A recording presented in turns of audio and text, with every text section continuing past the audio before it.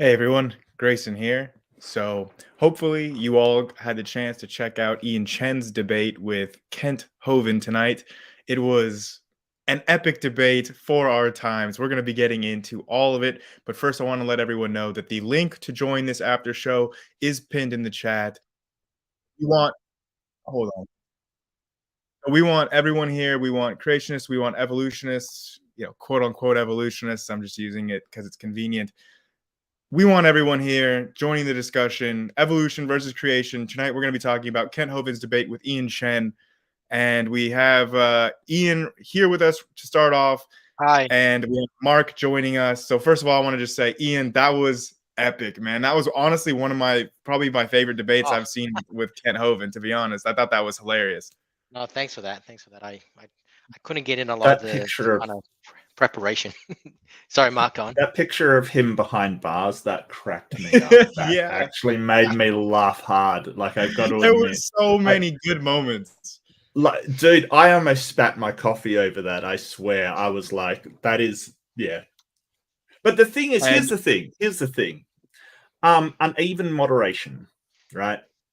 Let's address the elephant in the room. Uneven moderation. And I guess I don't notice it in my debates, but I noticed it in this one. Like, when Kent was talking, Donnie would make Kent's face full screen, but he didn't do that for Ian, kind of thing, right? Which is kind of, okay, a small thing, but what are you doing? Like, I honestly didn't. I honestly didn't even notice, Mark. I didn't even notice. But well, yeah, you probably wouldn't. It was probably like the stream side rather than the StreamYard side kind of thing. Was probably the YouTube side. Maybe it was done on, but the insults as well. Like, he sort of said, "Oh, you're smarter with this hat on," kind of. And it's like, dude, you were just complaining about ad homing, and then you will go ahead and do it. And this is what Kent does all the time. He'll go like one topic at a time, and then he'll talk about multiple topics. He'll sort of say, "Oh, no ad homs, but your ideas are stupid, and people are stupid for believing." And it's like, you just, like, this is the kind of thing that just shows that he can't abide by what he demands, and I found that in the past with him. It's very dishonest, incredibly dishonest. I've got to give it up to Ian as well. Dr. Dan is down in the live chat, and he's calling this out. This is one of my favorite moments of the whole debate, just in terms of, like, less so in entertainment value, but more so just in, like, wow, you really got good there. And I knew even SFT was reading that and going, oh crap. When you started bringing up the different foxes and the canines versus the number of chromosomes that they have, and he just fled right to human chromosome 2. He literally had nothing. It was beautiful, man. All I wanted to show is that he has, he doesn't apply his knowledge uniformly. Like, he'll say something to prove his point, and then once he contradicts it, he'll say something different to prove a different point by using the opposite of data. So that's all I was trying to show. Oh, and somebody in the comments, one of the first things that you mentioned, I just want to say, I love how you, like, peppered in those little insults and, like, the little jabs. That was so funny, because I was worried about how this was going to go, because you had told me you kind of want to let Kent have it, and I was like, how are you going to get around the moderation there? And I thought you handled it masterfully. But somebody in the comments is asking, one of the very first things that you brought up was the arrest of Kent's. He says, "Oh, that's not my best friend." So he took umbrage with you describing him as his best friend. But let's just say a very good friend of Kent Hovind's was arrested this last week. So do you want to talk about that at all, to give the context for some people? I got a link. I can put it in the chat if I'm. Oh, perfect. Yeah, it was pretty hilarious for those that didn't hear the news. Kent has known for I'm not wrenched. 28 years. Can you guys hear me? Yes. Give me wrench. Yeah, okay. Yeah. Okay. Hold on. It's just someone that Kent has known for long. I don't know if it's best friend, but it's definitely a very close friend. Now, he's been accused, or he's been convicted of child sexual abuse and harassment, I think, in the past. The issue is that Kent always lets him on into DAL and causes a lot of consternation amongst the DAL people in there as well. Just, I think, last week, the same guy, Chris Jones, his name, has been arrested for 6 counts of kiddie fiddling again. So Kent always defends him, and he's now been arrested. He hasn't been convicted yet, but he's been arrested of 6 counts. So it's not looking good. And I just want to kind of point out that, well, it was going to lead to a whole thing about morality, but 6 counts. I didn't know it was 6 counts. Oh God.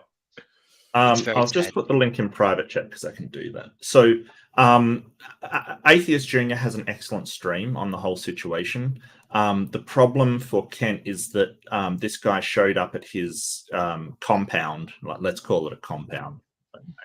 And a lot of people at the DAL, the Dinosaur Adventureland, that sort of Kent lords over, sort of said, we're not happy with this. You know, we know of his past. We don't want him here. He's a predator, and we don't want him to be around our kids, because he came into the compound with a young boy kind of thing. And I won't give his name, but he came with a young boy who he sort of told her mother he'll take him to Dinosaur Adventureland, have a fun time. Now, Kent was adamant that he gets to stay, and he set him up with the room. So as far as how much those charges can be leveraged on Kent, because he sort of facilitated that, is up in the air at the moment. So Kent, the master thing of doing that, Ian, is that must be worrying Kent right now. Yeah, you know. Definitely. Hey, Chris. Oh, hello, Dr. Chris. How are you doing? Dr. Chris. First time I've been on a stream with him. I really love your stuff, Dr. Chris. Hello, guys. Yeah, same here. I appreciate that. Thank you. Yeah, nice job, Ian. Oh, no, thank you. I learned from you guys. To see the whole thing. You're very humble, but you know, like, you came up with a great answer for the sexual selection part at the end, and it's a challenging one to deal with. But your answer was basically right. So I'm not an expert. I didn't want to interrupt. Yeah, no, I'm not an expert in any of this. I just kind of recall, like, I have to say, like, and this is how I approach the debate. Mark Reid, Grayson, yourself, obviously, PhD, etc. You guys know the science much better than me. I've got a You're a doctor too, Ian. Don't. I am in biblical studies. In biblical studies, that's all. Biblical studies. And I bought my doctorate. That was the whole point of the job. I actually did buy one. And if you look at Rockville University, they actually closed down. So it's full on degree. It was so funny when Kent actually called you a doctor tonight too. At least he's consistent. Yeah. Yeah, but I did say I'd call him a doctor, but I lied. I wasn't going to call him a doctor back. So look, honestly, in these kind of debates, you've got people like Grayson, you've got Mark Reid, you've got yourself. Like, there's obviously Dr. Chris yourself. You guys know the science. I know Dr. Chris. You have a PhD in science, but Mark and Grayson are, to me, like autodidacts. You guys know the science much better than me. I'm not gonna play in that space because I can't do as good a job explaining it as Grayson and Mark Reid. So I'm gonna play it to my strengths, which is I'm just gonna troll the fuck out of him. That was basically the point of the debate. It was just to kind of show people how dumb and silly he is, because that's probably where my skills are. Because I'm just not good at the science. I might know a little bit about it, but you guys can do that far better than I, and I'll leave that to you. No, Ian, you played him like a fiddle tonight. Honestly, it was awesome. There was some major hits in there. Like the thing what he said would, I think foxes can all red foxes and grey foxes can't interbreed. Like they can't. No, and when you look at the South American canids, which are incredibly varied, right, and but none of them can interbreed. That's for sure. Mm-hmm. Yeah. But they're all part of the same hilarious thing is that and I tried to get him on this whole kinds thing in my first debate with him, but Ian, I thought you did a much better job, because at one point you actually got him to admit, like, you were bringing up the actual biblical examples of like creepy crawly kind and beast kind and flying kind, and that's what it says in the Bible. Yeah, exactly. He admitted that those are kinds. And then it's like, but wait, not all birds can interbreed. Bats are in the flying kind. Yeah, exactly. So within the things that the Bible is calling kinds, there are things that are not interfertile. Yeah. Well, so his Genesis 20:21. So his only criteria is not sufficient. Right. Exactly. Yeah. Let the oceans or seas or whatever it is bring forth swimming creatures after their kind. If I were to read that literally, to me, a swimming creature is a kind that then hyperspeciated to all the different what he calls kinds. But that's my literal reading of the Bible. If you want to be literal, that's what it is. Living creatures is therefore a kind. Ergo, the Bible is actually stating they agree with evolution. Right. That's what I was trying to say. Well, it can be interpreted in so many different ways, Ian. That's the thing. Like, because the the original language wasn't English, you could when you were sort of saying pluralization isn't there, it's like, it depends on the translation you're using. It depends on, you know, what kind of inference you're making from it. And that's the problem. It can be like read any way that you really want, right? But it's just you really. I mean, I noticed that when you started to pin down, hey, these foxes can't interbreed, and they can't interbreed with dogs, so they're not a kind under your definition. He just said, well, I'm not here to defend kinds. Let's go on to something else. I thought that was like, yeah, he can't. Like, you absolutely smacked him one, because he could not actually say, well, those things are kinds, because he's already said kinds bring forth, or they can breed together. Basically, that was his definition. And the typical creationist response is going, I mean, okay, a more sophisticated creationist response is going to bring up the concept of ring species, the fact that you can have, say, species A can interbreed with species B, and species B can interbreed with species C. Therefore, now we have a kind, but A cannot interbreed with C. There are examples of this, but within the kinds, as far as creationists call them kinds, there are plenty of examples where there's zero like ring species within bears, for instance, which is the example I brought up with my debate with T-Rock. Pandas are one of the bears. Panda's not going to interbreed with like an Arctic, you know, a polar bear and a brown bear and a grizzly bear. They are a distinct outgroup of the bear kind, quote unquote, and they don't interbreed with any of the other bears. They barely interbreed with themselves. They can barely breed with themselves. Exactly. Yeah. What's hilarious is I've heard them try to sort of dance around this and try to modify it, saying, oh, a kind is something that can like produce its own kind that's interfertile, or was once interfertile. So then you're saying, oh, okay, at one point in time, if it was interfertile. So then he sort of touched on that tonight, but kind of danced around it when he was talking about Chihuahuas and Great Danes. But there's lots of examples, because I've seen people bring up speciation to him, where like, hey, like they used to be infertile, but then a speciation event happened, and now these two that you used to consider a kind, like last week, now they're not infertile. Now they no longer meet your definition of a kind. And he say, oh, well, they're still obviously the same kind. They just had a mutation, and now they're not infertile. It's like, well, that was your one criteria. Right. And now you're basically talking about evolution at that point. Yeah. Well, no, they admit speciation happens. They acknowledge that. They say, oh, that's microevolution. Yes. And another really good question is, if evolution is not true and it's just separated into kinds, why can things interbreed but their offspring are infertile? Like, how do you get these species that, like horses and donkeys, for instance? Yes, donkeys with mules, exactly. I was trying to explain that, Mark, in terms of evolution is a spectrum. Like where if they're closely related, then it's more likely that they can they'll have an offspring, and it's more likely that the offspring is fertile. But as you get more and more divergent on that spectrum, then the question becomes, well, you know, maybe they're not as likely to interbreed, and if they can interbreed, it's very unlikely that they can. So it's not a hard and fast, and that's why I try to describe it as it's the it's a non-biologist answer. So Dr. Chris, don't reach out and kind of choke me. No, that's 100% right. Basically, to me, it's how likely it is that you can share genetic material between each other, right? That's exactly right. And the more distance that last common ancestor, you still may be able to get a viable offspring, but that's completely infertile. The mule is a great example of that. Within the group of animals that I work with, the African clawed frogs, I work with the species known as the Xenopus laevis, which underwent a genome duplication relatively recently, like within the last 10 million years.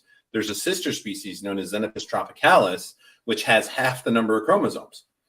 Very interesting and fascinating. They can actually interbreed, which is interesting. Now, the offspring are completely infertile, because if you imagine, if you're going from 4 sets of chromosomes and an animal that has 2 sets of chromosomes, the only way that can work is now you have 3. So now they don't actually pair off. And so that animal cannot interbreed in any kind of way.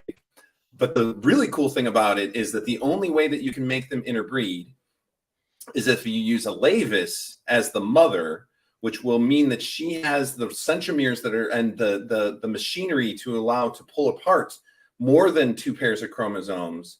And then the father has to be tropicalis. And then you can get a viable offspring that can survive till adulthood, but it's completely infertile. If you use a tropicalis, the one that only has half the number of chromosomes, as the mother, the machinery that's part of like allowing for chromosome segregation as cells are dividing is too inefficient in dealing with three sets of chromosomes. And so now it can't split apart, and it only can divide, like the cells can get up to like 64 cell stage, and then it just starts falling apart.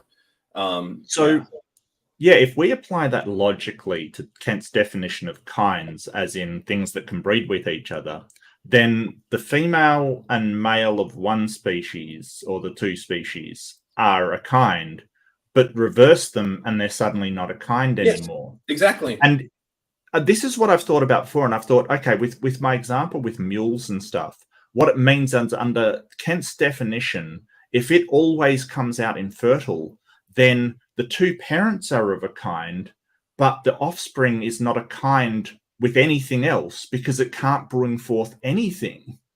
Yes, and it's going to end that generation. And the frogs I'm talking about are a great example of this. But even with that bizarre aspect of you having to pick the right female from the certain species in order to make it work, you know, in order that female egg that has all the machinery to allow for the you know, to control for chromosome segregation during mitosis, it has to be able to accommodate at least 4 copies of every chromosome, and it can easily handle 3. But if you use the one that only has the 2 copies of every chromosome, it can't handle it, and it just goes haywire, and then the cells fall apart. So I have a bit of a question about these interfertile hybrids, and more. It's a small question. It's mostly a story, but Ian, you brought up ligers in the debate, lions and tigers. I think maybe Kent brought it up first. Does anybody know if ligers are fertile, or are they more like mules where they can't carry on? Does anybody believe ligers are fertile? I think they are. Okay, so I think they have the same number of chromosomes between the tiger and the lion. So I think they are. I'll double check it though. My story about ligers is pretty good. It's really quick, but did anybody watch the Tiger King documentary that was like a phenomenon on Netflix during the quarantine? Yeah, so I met the Tiger King and went to his zoo back in 2015. It was like a random stop. I almost got into an accident on the highway, and I just noticed like the nearest exit was the Tiger Zoo, and I didn't know about the Tiger King at the time. This is 2015. This is way before the documentary. I was like, oh, that's cool. Let's go check that out. And so I went, I looked at it all. It's a crazy story, but the main thing I wanted to say was that he told me something that did not come up in the Netflix documentary. He told me that he was doing a breeding program, right? He showed me his liger cubs. He had a bunch of liger cubs. They were adorable, fun to play with. But he said that he was specifically, like, his goal in his breeding program was that he thought that he could take different strains of big cats like lions and tigers, and he thought that if he got the right combinations, the right pedigrees, and kept crossing their hybrid offsprings, eventually he was convinced, and he told me that he could breed back a saber-toothed tiger. I'm not even making that up. I don't know how it didn't get to the Netflix documentary, but nobody brings it up in the documentary. But he told me that was his goal. Okay. But so there's a secret code for the saber-tooth tigers between the two. Oh my God, that is so funny. So this is a good example of somebody that is not a creationist, but also has absolutely no idea how evolution works. Right. Male ligers have lower testosterone levels and sperm counts, so they're usually, if not all of them, are infertile. The females are capable of reproducing with either a lion or a tiger. But the problem with ligers, and just looking at this, is it does bring up that they get really a lot of birth defects and a lot of problems sort of that come up between breeding these sort of species that have been so distantly related. Something I wanted to bring up, did anybody else notice the definition of species that Kent brought up? Because like us evolution guys in the chat just went wild because it said simple definition of species, right? It actually said simple on it. And we went, hold on a second. He's not using like a university definition or a scientific definition. He's using a very simplified definition, you know, that's told to children, like his graphs are children's graphs, you know, like his his diagrams are from children's educational books, not from any kind. That's where he gets all his resources on evolution. Yeah, from grade school. So specifically from children's textbooks from the 1980s and 90s. Yeah. Yes. Yeah, which is kind of like, I mean, people have told him this, and he just refuses to update it. Just says no. I'm going to use these. Faith, obviously, it doesn't matter. Yeah. I know you guys have experienced this before, but this is because I've only debated him twice. It's interesting to me how when I've explained something to him, and then half an hour later, it's like you just wasted your time, and he goes straight back to the original definition. And I kind of sit there and go, do I even bother explaining it again? And then I just kind of give up and just go, don't worry about it. No. He does it, obviously. Either he's stupid or he does it purposely. Either way, he's not. It's not for him, Ian. It's for the people in the audience, And if you can point out, hey, I just, and you did this debate, you said, hey, I just explained this a while ago, how that is incorrect kind of thing. And I think that sort of calling Kent out, you've really got to harp on where he's being dishonest, where he's, doing these ad hominems and slipping them in, yet saying that you can't, where he has like changed the definition of kind. Really pin him on that. You said kinds were things that brought forth under their kind. Now you're saying it's not. So let's go back to this definition, and don't let him get away with it, because he'll say, oh, we're not debating kinds, let's go off to something else. No, you've made a claim about kinds. You've got to pin it down. I also don't think Ken understands what the definition of ad hominem means anyway. He clearly doesn't. He kept using it as basically just an insult. Any insult is an ad hominem. It's definitely an insult. It wasn't an ad hominem, though. I definitely insulted him. Insult is part of it, right? But it's a little more subtle than that. No, of course he doesn't understand that. And he committed the etymological fallacy about definitions when asked about the scientific method. Science. I saw that. Yeah. Yeah. He keeps wanting to define science based on like the etymology of the word science. Like he's like, well, the Latin root is "percere," meaning knowledge. He said that like literally 3 times tonight. Was it me where he doesn't understand what a scientific method was? I was sitting there and I was confused with his explanation of the question was simple: define scientific method. And I was like, that's not the scientific method. What are you talking about? Like, it's ridiculous. Honestly, Ian, one of my favorite parts was really early on, and unfortunately, I don't think you did a really great job of like holding his feet to the fire and really like making sure that you tried to get him to address some points, like with the kinds, and you did that a lot later on. And I get in the very beginning, you weren't trying to make a big point of it, but I kind of do wish that you would tried to get him to answer it a little bit, because I thought I'd never heard anybody bring this up to him, and I thought it was so funny when you said like, hey, well, that like fair hair and like blue eyes are like a result of mutations and degeneration from like dark hair and black eyes. So like you tried to get him to admit that I wanted him to admit that I was genetically superior to him, because he believes in genetic entropy, and that's a loss of information. Right? So, that was perfect. But he was quiet. He was quiet. I really wish that he had like addressed it in some way. Like he just kind of skipped past it and went back onto his script. But I thought that question was so funny, dude. Thank you. Well, I'm not personally up to date on all of Kent's arguments, but doesn't he believe that all mutations are negative or something like that? Yeah. So like if you have blue eye mutation or some kind of hair mutation, that kind of destroys that point altogether, because it's basically neutral in its effect. Yeah. Yep. And Andrew, you don't need to have heard any more than one debate or lecture from Kent Hovind. That's true. That's very true. Yeah. That's a great point. Yeah, there's nothing to be up to date on. If you haven't heard it yet, I mean, you're not up to date. But if you heard it 20 years ago, as I did when I was in graduate school, I went to 2 days of Kent Hovind lectures. It hasn't changed. Yeah, he literally has not updated at all. I think I'm personally too courteous in these matters sometimes. Yeah, comment from Stupid Horror Energy. She came up with a lot of great questions during the debate. She always usually does. And but she comes up with questions I don't even know the answer to. It's just too complicated. It just makes me look. So, thanks, she's asking, do you think Kent resents that the last common ancestor of the living primates has been a small insect-eating prosimian resembling a modern mouse lemur? I don't think Kent resents it, because I think he completely rejects it and doesn't believe in it at all. So I don't think he resents the whole evolution religion. which was also a funny question where you were asking him, do you think that anyone that teaches evolution should be tax exempt?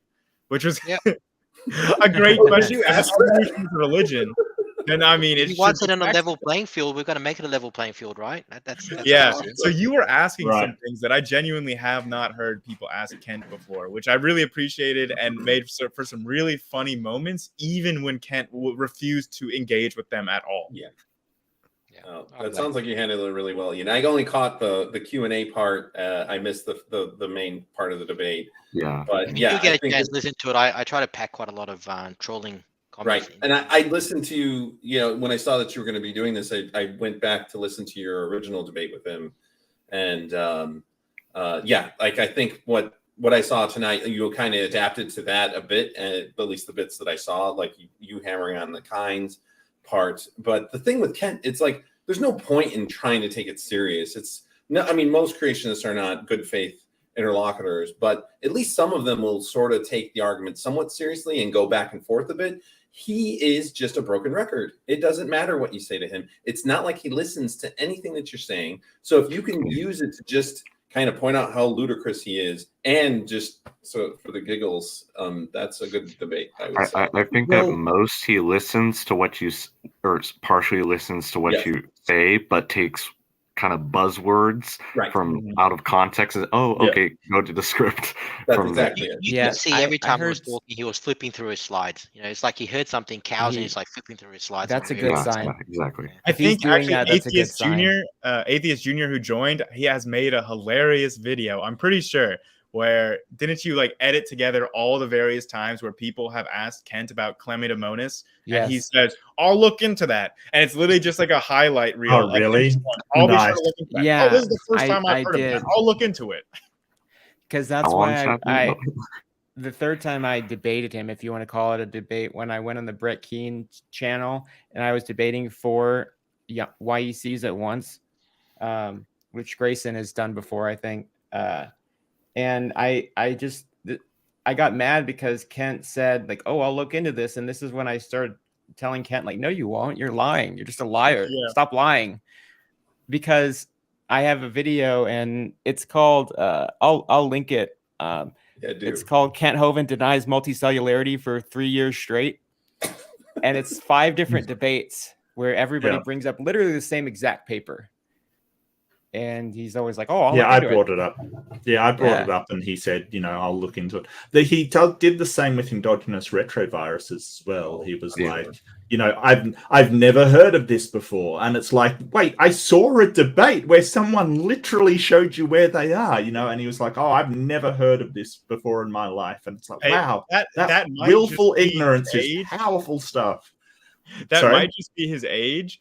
But I don't think I mean, it's not an excuse. I don't know. But the hilarious, I think AJ has brought it up, chlamydomonas. You've brought it up. I've brought it up. It's like a rite of passage at this point to bring up to Kent. But I thought what was really funny was that he used to deflect with chromosome 2 fusion, and he used to say, oh, I'll have to look into that.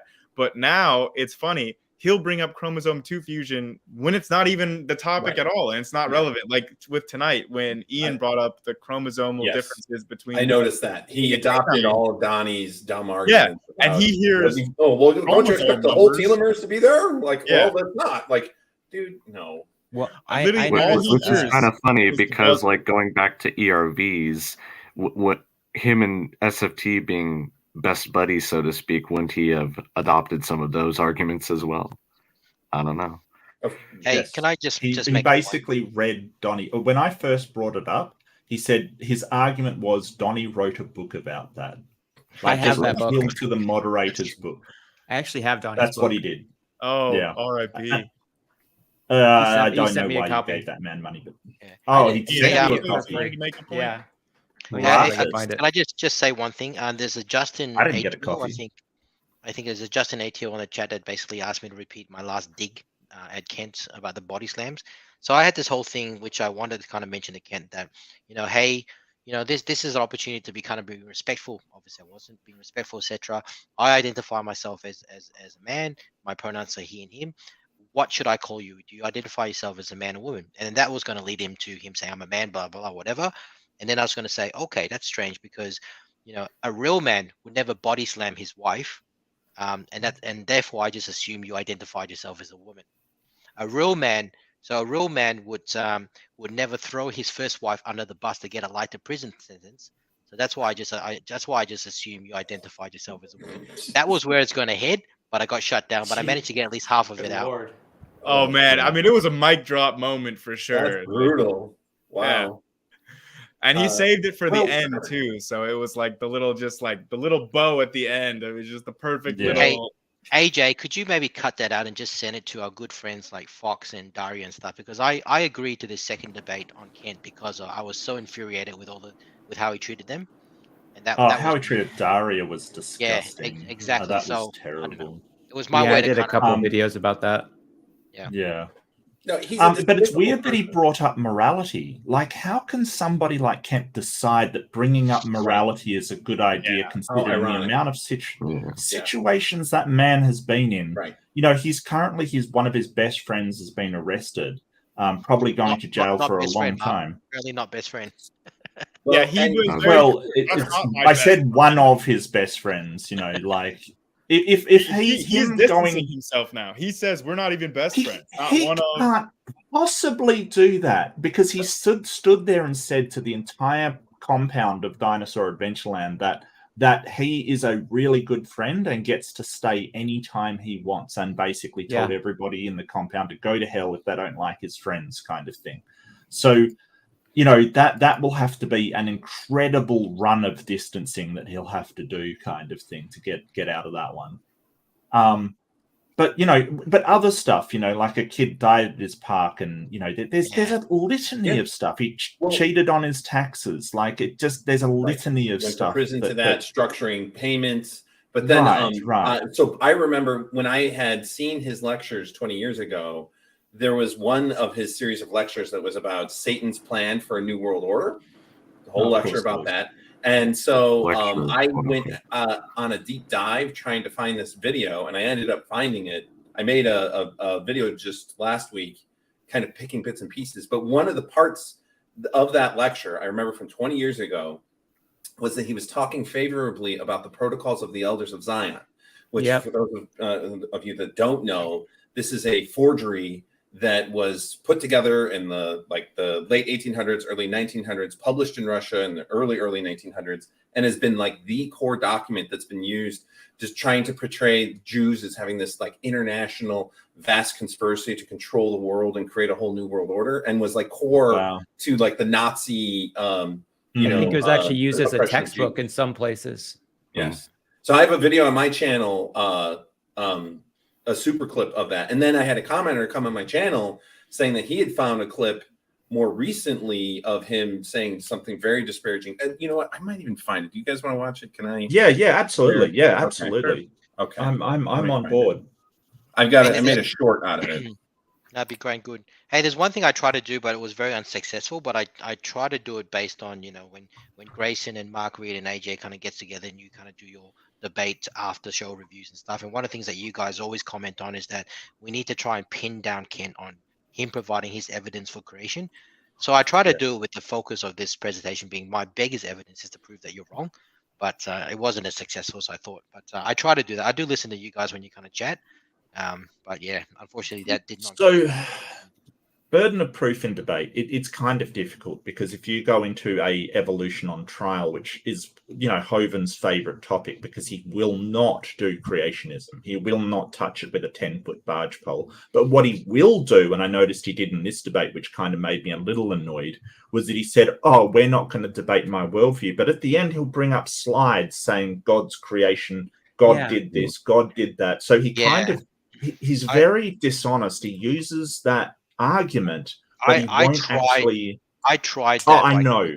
Best evidence for evolution, and then trying to say my best evidence for evolution was to show you're wrong. But you know, it didn't bite. I was kind of cognizant of what you're saying, but it didn't bite as much as I thought. I get you, Ian. But I've asked before, time and time again, for Donnie to do evolution versus creationism. Hovind will not touch. He will not go anywhere near defending his own beliefs, and he makes up this excuse of, "Oh, but I'm not asking it to be taught in schools."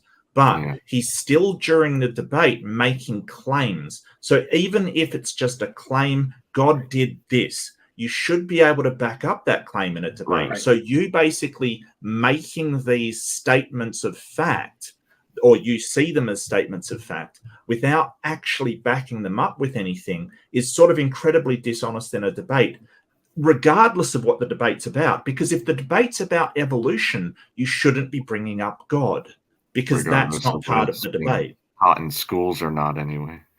It doesn't matter whether it's taught in schools. It's the topic of the debate. You're changing. Right, But I mean, Kent does not seem to have any conscience when it comes to what is fair or what is sort of, equal for both people. He seems to think of this as an advantage. He just gets to have this advantage, so he'll take it, whether it's right or wrong. And this is why I'm amazed he brought up morality, because his sense of morality is so skewed and so bad.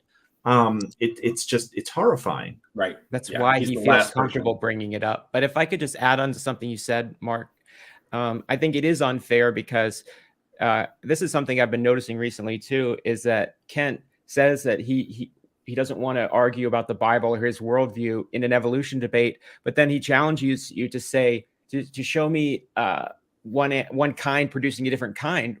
Well, if you're going to be arguing about biology and science, and you bring in these terms that are found in the Bible, you can't then say, well, don't ask me to define kind, or don't ask me to argue for my own worldview. Yeah. It's not fair. You know what I mean? It's like a double standard. Yep.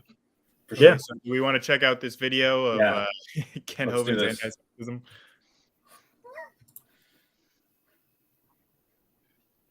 Is Kent an anti-Semite? Does it have sound? Are you in Chrome? Yeah, I'm not hearing any sound. It's not. Are you in Chrome? Are you using Chrome? Can you not hear it? No. It's playing, but I can't hear. Can you not hear it? No. Okay. No. Are you using Chrome, Grayson? Grayson. I am using Chrome. I thought you were asking Dr. Gray. No. Who's sharing it? I'm sharing it. Okay, are you using Chrome, Dr. Chris? I am, yes. Did you tick the box that said include audio when you shared the screen? No. Okay. Well, let's try it again. Maybe keep it. Should be down the bottom of the share, because I got stuff this okay, up let me do it a million times. Like, don't worry about it. I've done this. The StreamYard settings. Yes. Yep. Okay. Okay. Share audio tab. There we are. Okay. Yeah, that should work. Hopefully, you see that. Okay. In several good books, for instance, okay, perfect. Is young Earth creationist an anti-Semite? The anti-Semitic document, the protocol. Skipping for me. YouTube has been real laggy today. For global domination. Satan's using all to accomplish his goals, trying to build his one government. Several books, for instance, the Protocols of again. Yeah, sorry, Dr. Chris, but we couldn't really understand the audio. Have you uploaded that to YouTube, Dr. Chris? Yeah, it was on YouTube. I think YouTube servers have just been messed up today. Well, let's just have Grayson play it. That's fine. It's not. I mean, I noticed that Dr. Chris is frozen. Yeah, let me just. Yeah, send him the link. All right. Why don't you find? Okay. Can you find it? It's my most recent video. Got to stop those torrents, Dr. Chris. Yes, so. Exactly. Well, I'm going to embarrass myself here. Yeah, I'm going to just. I'm sorry, my legal Linux ISOs. Yeah. Yeah, I'm going to embarrass myself here because honestly, I don't know how to play a video. I usually just share other people's videos as they're played. That's kind of all I know. Well, I can't because I'm in Firefox. I'd have to leave and come back. Put the link in the private chat to the video. There we go. I'll do that. Good idea. Yeah, sorry. We can actually play it. It seems like there's too many people on the panel that are a little bit technologically inept when it comes to StreamYard. Yeah. Mark can't really get us all through. Carry it on a stick. I'll try to share it. We'll see if that works. Yeah. AJ lots is of people in chat talking about Hitler and PZ Myers. Oh, what did PZ Myers do now? Just Stupid Whore Energy was saying that PZ Myers is a masterful debater. Too bad he retired. And then Nephilim Hunter saying PZ Myers had a master plan. Just read the biology book to Kent and his whole script just unravels. Okay, add my screen share, Grayson. Okay. Is young Earth creationist Kent Hovind an anti-Semite? Let's look at the evidence to find out. First, here's a clip of Kent pushing the anti-Semitic document, The Protocols of the Elders of Zion, a fraudulent propaganda tool used by the Nazis to fool people into believing that there is a vast Jewish plan for global domination. Satan's using all sorts of different people to accomplish his goals of trying to build his one world government. I recommend you read several good books. For instance, The Protocols of Zion. If you can't find that, that lays out the plan for how they're going to rule the world. Fascinating book, about 80 pages on the plan to rule the world. And they're just telling, here's how we're going to do it. Got to read about the Protocols of Zion. Tremendous. This is from the people who, this is their plan to rule the world. It's all spelled out. What about a more recent clip? I'm glad you asked. I think the Jews are evil people generally, but they're God's people and God's going to use them. I think the Jews are evil people generally. But the Jews are evil people generally. Jeez. Oh my God. That's bad. I didn't know it was that bad. Yeah. And he's got the gall to associate evolutionary theory with the Nazis and will just say that outright. Wow. That 2 minutes apart where he'll talk about that evolution was core to, Hitler coming up with his way of handling the Jews right after talking about that everyone should go out and read the Protocols of the Elders of Zion, and that they can call his office to get copies of it, that he's willing to distribute it to anyone who wants it. Yeah, it also showed the Fourth Reich of the Rich, which is, I think, equally bad. It's about as bad, yes. It's like on the same level of these people who spread like the idea of blood libel of the Jews. Right. It's pretty much that. Wow. Yeah. That's crazy. I mean, I know that there's a strain of anti-Semitism that runs like through like evangelical kind of Baptist circles. And like, I mean, a lot of the pro like Zion stance that they have oftentimes is just because they're trying to fulfill the Armageddon predictions in the Bible. Yeah. And ultimately it will involve the death of us, all of us non-believers, Jews and atheists, Hindus and everybody. It's all going to be roasted alive in fire. So it's a pretty inherently kind of anti-Semitic faith when you lay out what their plan is. Right. For them to be pro-Israel because it's going to bring upon the end times, and that they still believe that all Jews are heretics. They're going to be burning in hellfire for the rest of eternity. I don't know if this is a hot take, but I don't think you can be pro-Israel without supporting the subjugation and persecution of the Palestinian people. I mean, they're suffering. That's actually the context that I got that later clip from. It's him talking about who he favors within the Palestinian or Israeli conflict. And so that's where he's like, he basically says, I'm not in favor of the Palestinians, but I also think the Jews are evil people generally, but they're God's chosen people, and he's going to use them to bring upon the end time. So it was a very much tribulation type view. But the fact that he threw in the Jews are an evil people generally. Yeah, I forgot about that one. Look, unbelievable. Yeah, subscribe to your channel. Yep. Only generally. Just generally, yes. There some of them are exceptions. There's some good ones out there. Yeah. Oh, Jesus. Yeah, that's just that was pretty atrocious. And I just want to address for some of the chat that's been going on in the side comments, like I just want to say, like, Hitler did not accept the theory of evolution, right? He pulled from it what he found convenient, and he rejected the rest. He did not accept universal common ancestry. There was no way in hell that he would accept that his pure Aryan race shared a common ancestry with the dirty mongrel races and with monkeys and with, like, all the animals and plants. Hitler rejected that outright. So I'm pretty sure they burned copies of On the Origin at some point, right? It wouldn't surprise me. Yes, they did. So did the Soviets. And Kent says that Hitler thought that some races were more ape than others. Just that shows he doesn't understand evolution, if that's true. Yeah.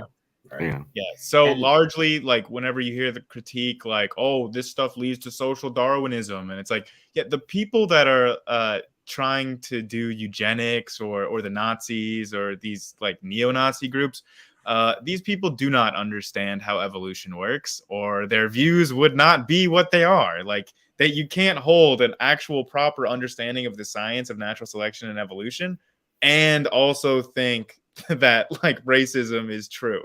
Right. Like, well, I said in one of my recent videos that even if a scientific theory has a bad outcome for humans, that doesn't mean it's not true. Because like climate change has a very bad prediction for us, and it's caused by humans. But that doesn't mean it's not true. Of course, E equals MC squared basically led to the atom bomb. Doesn't mean E equals MC squared is false. That's a good point. Well, and then the other thing about the creationist model, that all of humanity is descended from Noah's 3 sons. Therefore, and that was only 4,400 years ago. So all the variation we see within humanity must have come from those 3 sons. Their explanation for that is that it was Ham's son, Canaan, who was cursed because Ham saw Noah naked. Canaan was cursed, and then he became black from the curse because Noah was so drunk. Yes, right, because Noah was drunk, and you're not supposed to see your dad drunk and naked, apparently. But Ham looked, and then his son was cursed, and that was the lineage that ended up becoming the Africans, which is, back in the, during chattel slavery, that was used as justification for why it was okay to hold blacks as slaves, because he was cursed and was supposed to work for Noah's other sons. Yeah, and that's a good counter argument, I think, because people, if you're saying, well, Hitler used the theory of evolution to justify his racism, well, people use the Bible to justify not freeing the slaves, specifically the creation story. And they still do today. Like, there are people who do really believe that. If you look at any KKK organization, they're universally creationists. Yes. Well, you don't even have to look that far. I used to live where there was actually this really, well, I don't want to say great restaurant, but the food and the ambiance was great. And then you go in and you find out that actually, hey, none of the employees are being paid. Everyone is a part of like a religious cult that like has a compound outside the city. And all these people are just given, room and board, and they live on the compound, and they're part of this cult. And no black people because they're the sons of Ham, and they like literally, I mean, they have all of this same ideology. They're religious fundamentalists, Christian religious fundamentalists. Wait, there's no black people on the compound? They don't let black people work at the restaurant. They don't let them on the compound because they're the sons of Ham, and they're the other. Yes. So that's what they believe. Oh. I'm very surprised that no legal actions have befallen. I mean, they're all over the nation. It's not a local chain. Like, there is a whole subset of. I mean, we can call them creationists. That's what they are. They're not so focused on arguing over Genesis and evolution and Adam and Eve. But there's a huge chunk of fundamentalist Christianity here in the United States, and I'm sure in other countries, that focuses on those lineages from Noah. And they care very much about that, and they pay attention to like which tribes of Israel and where they ended up in the different parts of the world. And a lot of it is very, very racist because a lot of it just comes out of that mythology that Ham was cursed because he saw anyone Noah want a shot at this? Sunflower is still in the comments confused about how eugenics could possibly be incompatible with the science of natural selection and evolution. He says he's baffled by this. So I'll take a stab at it. Oh, go, AJ. Yep. Okay, well, I'll be quick. I would just say that Hitler and eugenicists, they thought that you could get the best sort of stock or the best quality of genetics by breeding within close to your race, preserving the Aryan race. Whereas Darwin and evolution teaches the exact opposite, that genetic diversity is better. And what we found is that when you breed closer to your race, that's called inbreeding, and that causes genetic defects and mutations that are always bad, that are actually always bad. So I guess you can go ahead, Mark. I don't know if that was a good point or not. Yeah, and the whole idea that we can look at sort of physical traits and determine who is good for the survival of humanity and who isn't necessarily something we can do anymore. I use the example of Stephen Hawking, who, if you were looking at it purely eugenics, you would say, hey, Stephen Hawking is disabled. He has this, horrible genetic defect. We should get rid of him. But our rationality says someone like Stephen Hawking can contribute more than me, more than maybe anybody at this panel. Like, just because somebody seems to be, genetically inferior, whatever that means, because that doesn't really mean anything in biology. It doesn't mean that they can't contribute to the knowledge of humanity and therefore help us immensely. So, that's why eugenics doesn't work, because you cannot tell who is going to aid humanity just by looking at their genetic sequence Exactly, or looking at their all arbitrary. Physical properties. Human whim. And I think somebody you might see as genetically inferior in Africa may come up with a solution to the water problem, may come up with a solution to, refertilizing deserts, may come up with a solution for this. We cannot judge through mere genetics alone who is going to innovate our civilization. So that's why. And okay, so Sunflower, have you been listening to any of that? Yes, I have. I'm still a little bit incredulous of the way you guys are reacting, because the way you guys are responding, it's almost as if this is the first time you're hearing about the fact that eugenicists use Darwinian evolution to justify their beliefs. Okay, so you're not okay. So let's get that out of the way first. So this isn't the first time you're hearing about this claim. You're not like, what? There's people that wait a second. There's people that are using that to define what? How do they? Saying, okay, so right, we're saying nobody did that. And appropriating, cherry picking from evolution to fit their preconceived notions, rather than them actually understanding what evolution actually says. Well, explain to me how. I still am not sure how it's incompatible, because you could simply like are you aware that I'll summarize it thusly, Sunflower. If a human is picking who they think is most fit, then it's not natural selection, because the human doesn't know who's more fit than who. Okay, we don't have any. It's an arbitrary metric. Artificial selection is not natural selection. Yeah. Well, but you could just say that Darwin had the tip of the iceberg. He didn't include all forms of evolution. It doesn't really matter. I mean, it's still the base. The most foundational level could still be like based on Darwinian evolution, natural selection, and then you just the same way that we include artificial selection in evolution in the definition of evolution today. Why would that not just neatly get tucked under the eugenicist way of, also picking fitness? The question was why they're not compatible with each other. That's why. So do you also think that Darwinian evolution is incompatible with artificial selection? Because they're definitely not incompatible. That's a different question. That's exactly what you just alluded. That's what you just said. Different. No, wait. Darwinian evolution is natural selection. Like, do you know the full name of Darwin's book? It's the descent of races through natural selection. And if that's compatible with artificial selection, then I don't see how you're saying that Darwinian evolution is compatible with artificial selection, but incompatible with eugenics. How are you? Sunflower. Artificial selection is not natural selection, right? Okay, I think I understand Sunflower's misunderstanding. Natural selection underlies all the human, like all the humans that exist. You have to we're not evolving in real time. So, like they still are using natural Darwinian Sunflower. Evolution. See how we got it? We don't use Darwinian evolution anymore, right? That has moved on to different sort of theorems about how evolution works. We don't actually use but we evolved over how many thousands of years?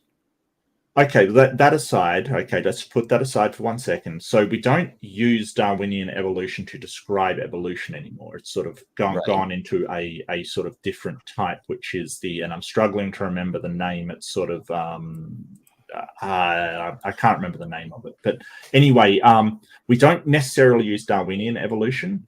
And Darwinian evolution, when you quote it, what it says is the descent of races through natural selection. That's what it says to me when you quote it, kind of thing, because it only describes what is happening in the natural world.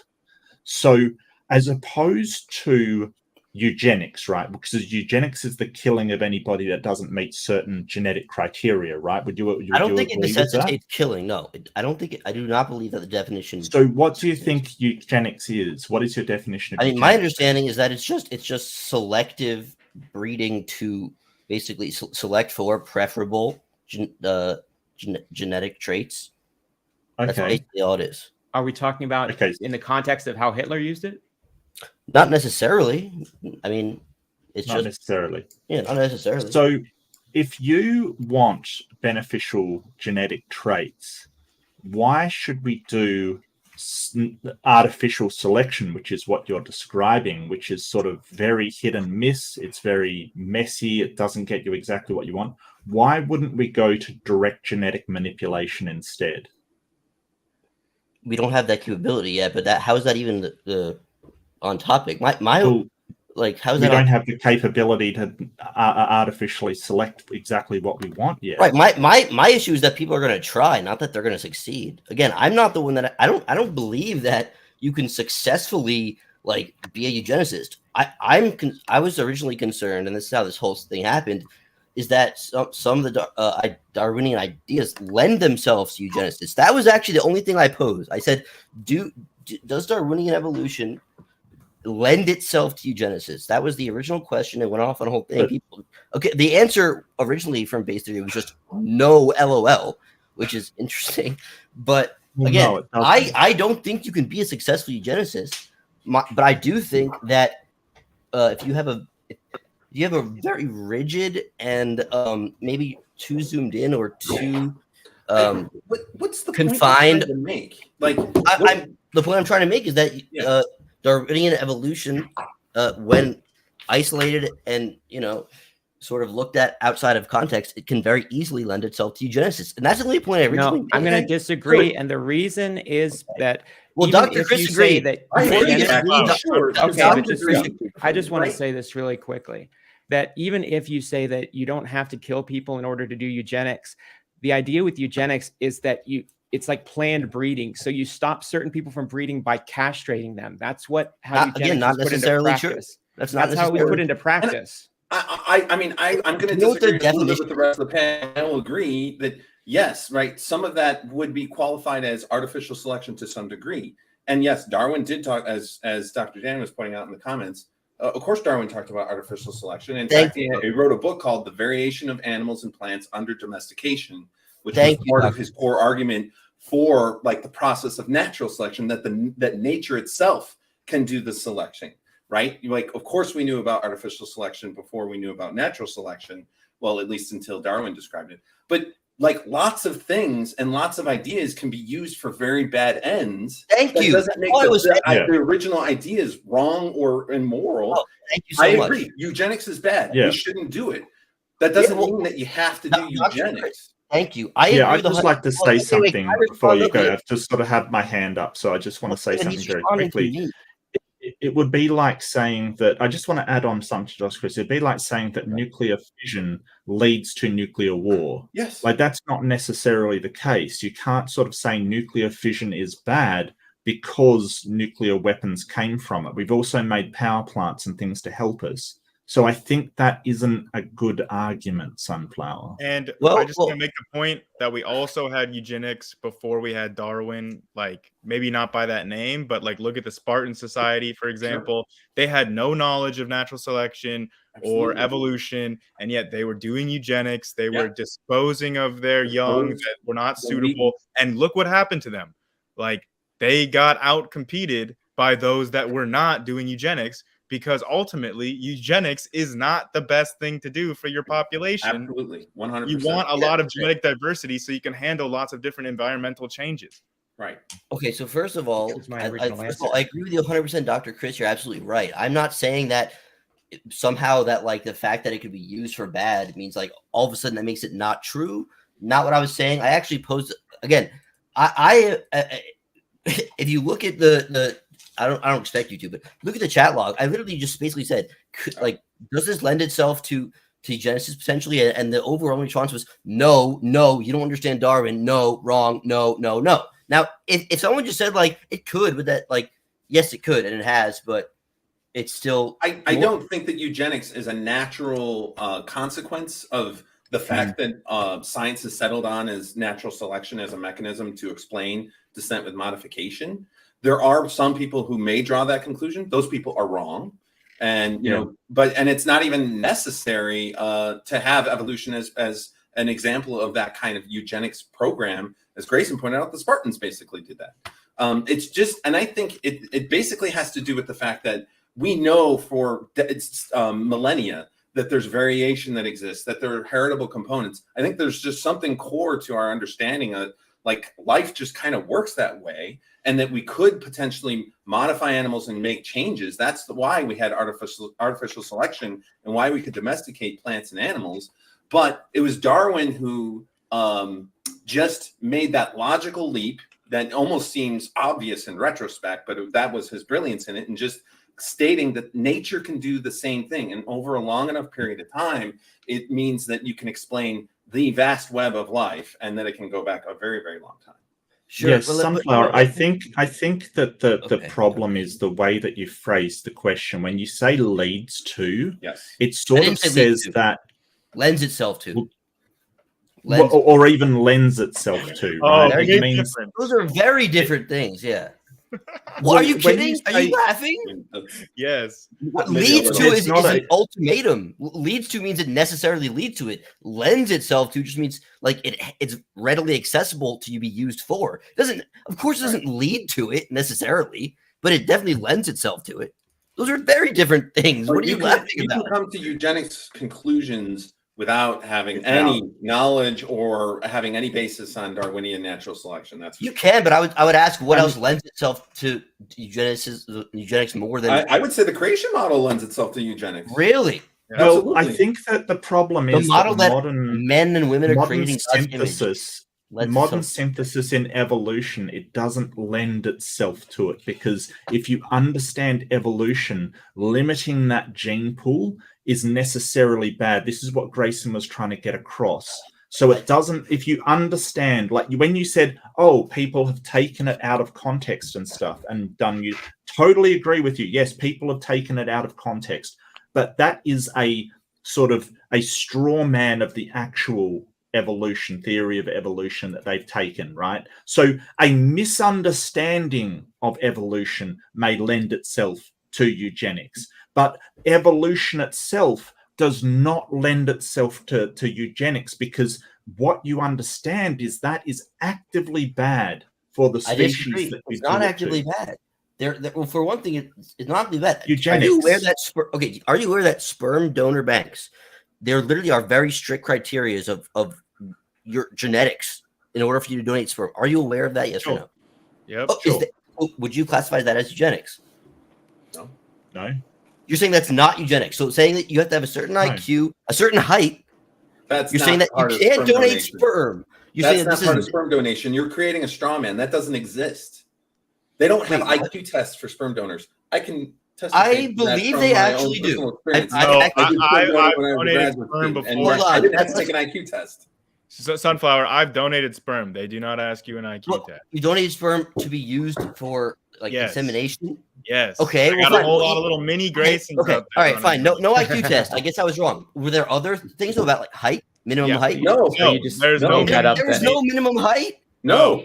Sunflower, I'll tell you what they asked me. They asked me, do I have a history of cancer in my family? Because some people might not want that. Certain mental illnesses that are STDs in my family. That's what they asked. Yeah.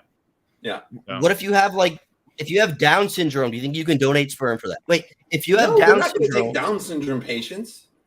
You can donate sperm if you have trisomy 23. No, they certainly won't take someone who's Down syndrome. First of all, I don't think you can. If you're trisomy 21 is what it 21, is, not right. trisomy 23. I meant 21. But if it's trisomy 21, if you have a patient that has Down syndrome, like they can't really consent on their own. Like they're not. Okay. Pick any other genetic. Pick any. If you have hemophilia, can you donate sperm if you have hemophilia? What? You think you can donate sperm if you have hemophilia? Okay, I think that just a question. I want to ask, please. I want to ask. What's your misunderstanding here? Is that are there eugenics certain genetic traits? I'm gonna mute you if you don't stop. Well, answer the question. Okay, you know the answer. No, if you have like a genetic mutation, like a disease or something, you're not going to be donating sperm. Right. But here's why it's not eugenics, right? Eugenics is saying, here, we're going to take away this person's ability to reproduce. No, right? it's not. That's not eugenics. Look at the definition. Well, I'm pretty sure every kind of eugenics involves taking away a certain subpopulation's ability to reproduce. You're absolutely wrong. That's not what it is. Are you eugenics is planned breeding. If we don't planned allow breeding, with Down not sterilizing, killing people. Is it eugenics to not allow kids who have Down syndrome to mate and like make babies? Is that eugenics? I would say no, it's not, because history tells us the answer is Isn't yes. It? No, like, it's not. Every single animal, like every single human being allowed to mate. And wait. That would be eugenics. Not allowing if you make one person, restrict their ability to like, well, this is someone who has Down syndrome. Perhaps we shouldn't encourage them to like make babies because we know that can result in children that also have severe genetic disorders. Like you're talking about individuals, even though they may be over the age of 18, but they have the mind of like a 5-year-old. And you're going to call that eugenics? Hold on. Can I just bring something up? I found an article about where they did do an IQ sperm bank, right? They basically it does exist. Okay, good. No. Let me finish, Sunflower. Why don't you let me finish? Well, good, I wasn't wrong. wrong. Oh my god. Because 217 children were born through this elite sperm bank, which is now shut down. So basically, the problem was that a lot of the people went in there expecting there to be, off the charts cognitive for their children, and that didn't happen, right? So this eugenics program didn't work. In fact, 3 turned out to have developmental disorders. So it didn't actually work as they tried to make it. So eugenics fails to account for the importance of diversity in our gene pool, which protects against disease and congenital disabilities. Above all, it commoditizes us no different than our most common sort of selective breeding. The genius sperm experiment had one objectively good outcome. In a strange twist of irony, it caused a change in sperm donor policy, shifting freedom of choice from doctors and sperm bank to the recipient mothers. Somehow, an elitist pregnancy program made sperm choice equal and fair. Well, I completely agree. Eugenics doesn't work. I'm worried that Darwinism, can lend itself to eugenics. I don't think eugenics can work ever. I'm very much. We just showed why Darwinism or like the theory of evolution does not lend itself to eugenics because it's only a misunderstanding of the theory of evolution. Well, wait. This is why I think that's not true, though, because you can have sufficient genetic diversity by just simply not saying, okay, we're going to take this one small village and interbreed them. What if you just say we're going to take this one small village and not breed with them? Now you still have access to like 99% of the breeding pool of humans. Are you saying that that's eugenics? Because we had a system of segregation in this country for a long time. That and miscegenation was completely illegal, and that was actually entirely based on a biblical understanding. So then the caste system in India is eugenics then, and that predated Darwin by early form. 1,000 years. Yeah, it's an early form of it. Okay, so then you're admitting that eugenics does not have a strict association with Darwinism, and it Darwinism it lends itself to it. It's like saying racism existed before Darwin. Obviously, what do you mean? Sunflower. That's the last thing I'm going to ask you about this, right? All modern societies today accept the theory of evolution in terms of their intelligentsia, in terms of their state actors, in terms of their overall academics, overall consensus accepts the theory of evolution, and yet none of them have gone down a eugenics route like in modern times, right? So you think that maybe it's a little bit multifactorial, and it's not so cut and paste as evolution leads to eugenics. Maybe that's tons of modern societies have and still are exhibiting. What do you mean? Like, look at Japan. You could say, well, it's not like there's no explicit thing, but like you could definitely make an argument that they're trying to sort of like keep the Japanese freedom of the Japan. You can make the argument. What are you talking about? Japan's fine. Like they don't people married to Japanese people in Japan. It's very, very hard to immigrate there, and there's a high level. That's because they don't have a lot of space, Sunflower. That's not because they're trying to breed. I also have first-hand experience here, where like I was in a long-term relationship with someone in Japan, and like I was able to move to Japan and have babies. They wanted to incentivize that because they need more babies in Japan, and they didn't care if I was Japanese or not. They just wanted me to help them have more Japanese babies. That's anecdotal. B, just look at the rates of immigration. Literally Google the rates of immigration in Japan. It's like literally less than 100, I think. Like on average. Hey, Sunflower, if I marry a Japanese woman, I can immigrate to Japan. It's not like the Japanese government will stop me. Yeah, well, it's one of the hardest countries to immigrate to. It's one of the hardest countries to immigrate to. That's I'm not making that up. All it takes to immigrate there is to get into a marriage with a Japanese person. Right? I'm sure there's still more. Obviously, they're not enforcing. Obviously, they're not enforcing nationalistic eugenics. Right? Is that eugenics? Of course, not explicitly. Yeah, I know. What do you mean? These are going to write it. Have you ever been to Japan, Sunflower? Have you ever actually gone to Japan? Dude, you guys are not really. No, Sunflower. It's a question. Have you been to Japan? Yeah, no, I haven't been to Japan, Mark. No, I haven't been to Japan, Mark. You haven't even been there. You're misconstruing my point here. You're basically saying that as long as no one explicitly writes like that it's illegal to have babies with another race into their code of law, you're arguing that there's no reason to believe that there's any such thing happening. I mean, come on. It's just that there are other reasons people do stuff besides eugenics. It's not because the whole purpose of eugenics is to breed a better human through selecting who breeds and who doesn't. But that's not what the Japanese are doing. Yeah, that just isn't, Sunflower. I'm sorry. Hold on, Sunflower. My whole point was that most of the modern developed world today adheres to the theory of evolution like we did in the past. Now, in the past, in the early part of the 20th century, you had a high point of eugenics. But then all of a sudden, eugenic behaviors and tendencies started to go down. And you know what was curious? The acceptance of the theory of evolution did not go down. No. Like, it stayed constant. It's still the consensus. Yeah. Like, and yet, all of the eugenics tendencies have gone down. It's almost as if these two things are not correlated. That is what you just said, frankly, means nothing. I mean, what are you saying? Well, let's apply the same argument the other way. Like, it means that there is no correlation between acceptance of the theory of evolution and practice of eugenics. You can never quantify that with whatever you just rattled off. That doesn't quantify what you're saying. You said the caste system was eugenics. You said the Spartans did eugenics.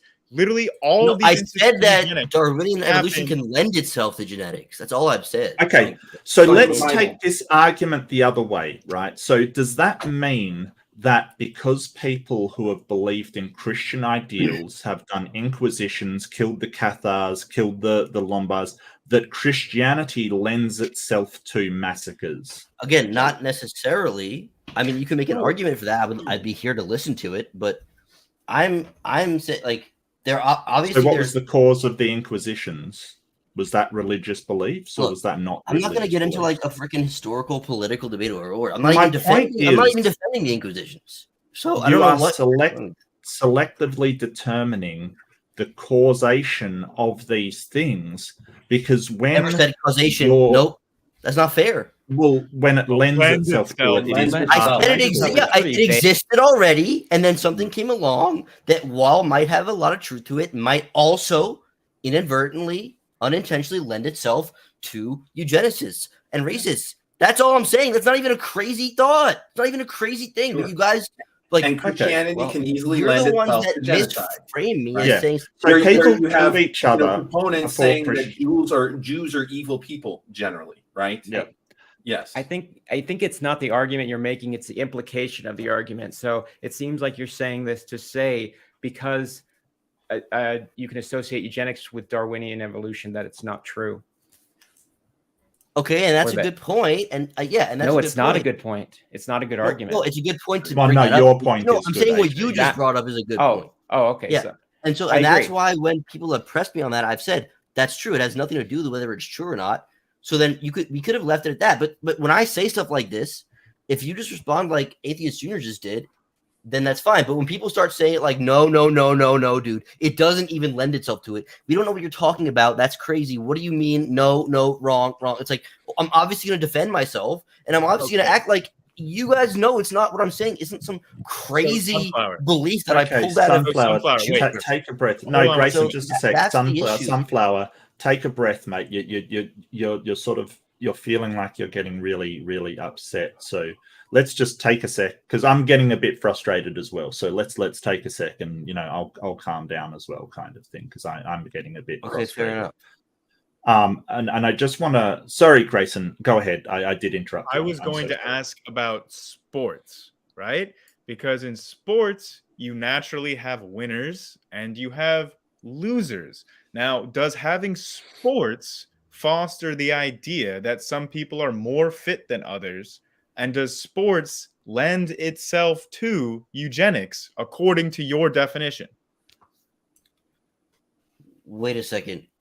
Sports is not the same as procreate. Like it's not procreation of our species. Well, you agree that certain people, right, will want to have mates with the idea that their children will be good athletes. You agree that this happens quite You could have an infertile athlete that's really great, and that would be incompatible with eugenics. Well, you're talking about an edge case. I asked you a very I'm saying why sports specifically is not related to fitness in the traditional eugenicist sense. You can't use it because it's not. It is. No, not if they're not. The ability to reproduce is going to supersede sports every time. Right. What we're talking about, people specifically like choosing their mating partners and practices to create progeny that will be good at sports, which I think everyone agrees does happen. I know several people that have done that exact thing. And having sports lends itself to like the idea that some people are more fit than others. Some people, like Michael Phelps, is going to be a great swimmer. Just naturally, that is how he's like the proportioned.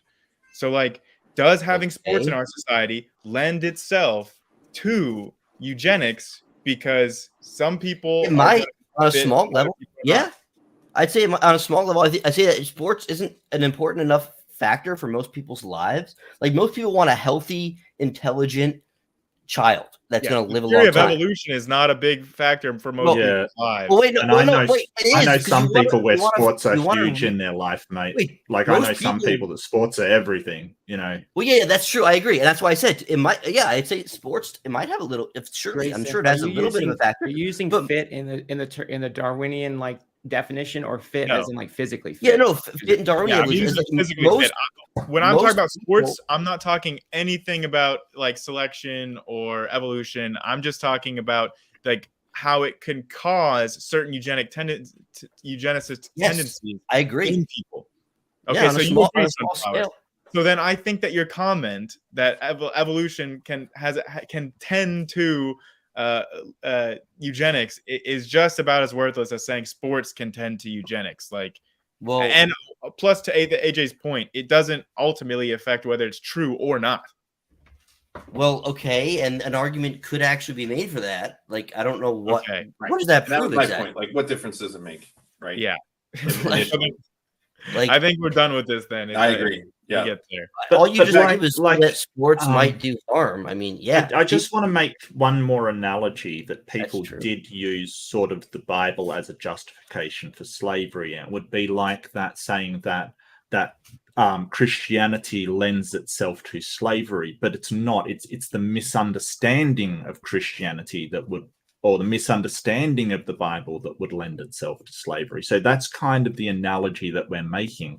that if you do understand it like you understand the Bible, it wouldn't lend itself to slavery because of what is there and what it says, kind of thing. Do you understand that? I get what you're saying, but I just don't agree with your conclusion. I think that you know, this in a vacuum, the concept and theory of Darwinian evolution way more readily lends itself to, I'd say, eugenics and racism than the Bible ever does. Of course, there are people that might use the Bible. I'm just curious how exactly, like, on the top of your head, what's the best, like, overall theme from the Bible that would support eugenicists and racism? Well, just 1 second. Just 1 second. I just want to address that for a second, because as I said, we don't use Darwinian evolution anymore, right? So it's one of those things that we've said, hey, that was the origin point of evolution, but it's the modern synthesis, or there's another synthesis now. There's I can't remember.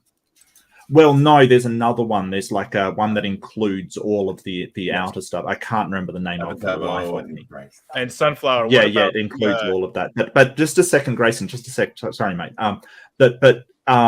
Okay, so that answers that. So when you say Darwinian evolution, we're not even following that anymore. So I have an issue with that, though.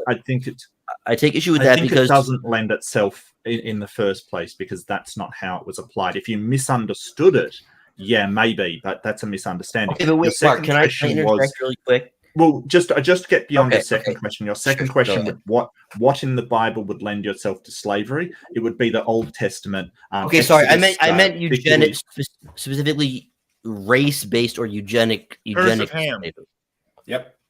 Right. Okay, and which people Curse are of Ham, the treatment of the Amalekites, the treatment of the Canaanites. Yeah, the Bible specifically is like an instruction manual on how to establish a patriarchal Jewish society where you own indentured servants. Where them from the lands so you're saying around Christians are enslaving people based on whether or not they're Jewish? No, but it's so that's why you can't make a lateral claim. You totally misinterpreted what I said. So it specifically says, Sunflower specifically says, buy your slaves from the lands around you, like from foreigners around you, kind of thing. So a misunderstanding of that and the historical context of that would be, it's okay to have African people as slaves because they are the foreigners from the lands around us. And do you remember the part where Jesus called a woman no better than a dog because she was not Jewish? Okay, look, you can obviously make the case that all sorts of texts, including the Bible, lends itself to eugenicism. I'm gonna say that you just said that you couldn't do that for the Bible, though. That's why you can make the case. I don't think it does. You can make the case. I can make the case that 2 + 2 = 4 lends itself to eugenicism. I don't think it does at all. I think that ultimately Darwinian evolution, because look, men and women are created in God's image. To me, that's in Genesis, the first chapter of the new. Like, so, all you need is that, to me, and you automatically treat other humans and do unto others. There's another good one. So. You can so let me just read what Jesus said, right? I'll just read what Jesus said, right? It said the woman aren't really enslaved. Jesus Slavery and knelt is more of a before political him. thing. He said, "Lord, help me," she said. And Jesus replied, "It is not right to take the children's bread and toss it to the dogs." He literally said, "I'm not going to help you because you are not part of the children. You are not an Israelite. It's not right to give our food to the dogs." I mean, come on. Do you think saying men and women are created equal doesn't say anything about LGBT people either? What? Okay, I just want to interrupt. Sorry, I'll interrupt for 1 second. Dr. Ian Chen is taking his leave, probably going back to do some research on, I didn't want to interrupt you guys, so thank you for that, Mark. No, it's okay. Thank you again, everyone. Thank you, Base Theory, Grayson, for swapping the dates, and really enjoyed it. So hope you guys enjoyed it as well. So thanks so much. Thanks so much, Ian. You did great, mate. You did fantastic. Yeah, that was awesome. Thank you. See you guys later. Bye. Yep. Bye, Ian. Sorry, guys. So last thing I'll say on this: if you saw Christians across all cultures and countries saying, "In the name of Christianity, I declare you a other than me, and therefore I'm going to take you as a slave," you might have a case. But it turns out that it's been way more of a political and historical issue. The same reason that it's unfair to like, target like Christians in Africa or Muslims in Africa, and all of a sudden say like the religion is causing that when as bad or worse was happening before then. Yeah. So that's the exact point that we were making to you. No, earlier no, it's not. about evolution. No, it's not. No, Yes, it's not. is. Because Yes, it because is. science is not cultural in this sense, right? You would agree with that science is not cultural? No. But the cultural understanding of, You think and thank you, cultural- actually, so for some part, please. There's just something that Dr. Dan said. Thank you so much. It's integrated synthesis. Thank you so much. That would have driven me crazy. So thank you for iterating that and letting me know. But yeah, it's not like the cultural understanding of integrated synthesis really lends itself to eugenics either. And you just said, like, if it happened in all places at all times, then you might have a point. And that I would like to repeat the same back to you. If it happened at all places and all cultures at all times, you might have a point. So yeah, Grayson is correct. That's the point that we were trying to make. It doesn't lend itself to But okay, eugenics. so you're saying it doesn't. You're aware of the fact that the argument's been raised, and there are some people, however fringe they are trying to use it. So, but you're saying it also doesn't lend itself. Where are the people that are actively like saying, like, look, it's very clear, it's right here in the Bible. The World some Church of race, the Creator, like black people are less than white people. Like where? Yeah, I've the never World Church of the Creator In Africa. Heard of the Ku Klux Klan? Yes, Apartheid. right. There's Yeah, all okay. kinds of distinct, religious organizations in the United States. I'm mentioning one, the World Church of the Creator, which their basis is that like the Bob white Jones race University. is the race, and it's Bob all Jones based on the University. biblical flood story. That Japheth was like the collected one. I don't know. That's exceedingly fringe. I feel Okay, like. well, I would then say that they have at least lended itself to taking that interpretation. Wouldn't you agree? I don't. Okay, I mean, I guess you could make that argument. I would agree that eugenics is also exceedingly fringe at this point as well. Bob Yes. Jones University only I don't started think allowing interracial marriage in the year 2000. I think it's growing actually. The eugenics idea. Eugenics? What? Yeah, well, the Who's idea that promoting eugenics? Can we agree on a definition of eugenics, possibly? Yeah, Is this going to people- be some weird thing where you say vaccines are eugenics or no something? people are socially savvy enough not to literally post on their like Twitter is he gonna bio talk like about white genocide? proud eugenicist. I- No, what? No. I don't. Yeah, I- where do you look, think eugenics is getting worse in the world right now, Sunflower? The great Right. replacement. I don't know. Like honestly, it's not even a crazy question. Like You don't know, but it is. It's getting worse, but you don't know where it's worse. I look, Sunflower. I'm really sorry. no, You're gonna have to what back do you mean? up some of What do these. you want me to say you a claims. paper? Like I'm I feel like speaking you should from have an observation. offhand But like, example. what do you? You're making Yeah, observations. Yeah, and I would say that. No, I generally do see an increased trend in Where? like I guess.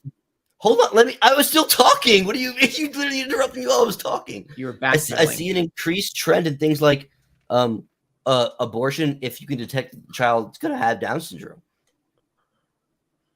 That's Okay, so not your eugenics. decision not to have a child that might have a genetic illness is eugenics. Oh dear. Yeah, it absolutely is. What? It's fully fits the definition. Look, if you see people with Down syndrome and they're alive and saying, "I'm glad I wasn't aborted. I don't want to die. I enjoyed my life," and then you see people saying, "If you can detect it as Down syndrome, you should kill it before it's born." How Do you think the that is people who have been verbatim victims of eugenics. eugenics had a choice in the matter in the past? who have been victims of it? Yeah. Yeah, the people course. made to I mean, they're reproduce. dead. They never were born. What are you talking about? Look, and I can speak about Down syndrome personally. I had an uncle who had Down syndrome. I loved him very much. I was glad that like he was around and that I got to live and experience with him. But I know from my grandmother, who ended up having him, like it was an extraordinarily hard existence. Like it required enormous care. It took a huge chunk of her life taking care of this kid. And So for better some not to have people- ever been born?